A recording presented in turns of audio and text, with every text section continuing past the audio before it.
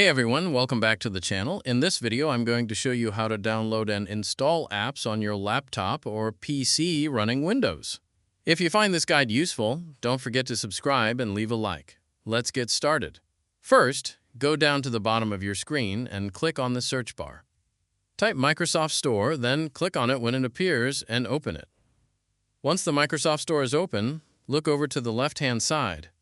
Here you'll see different categories like apps, gaming, and entertainment. For this guide, click on Apps. You can now scroll through and browse all the available apps. Some apps are free, while others are paid.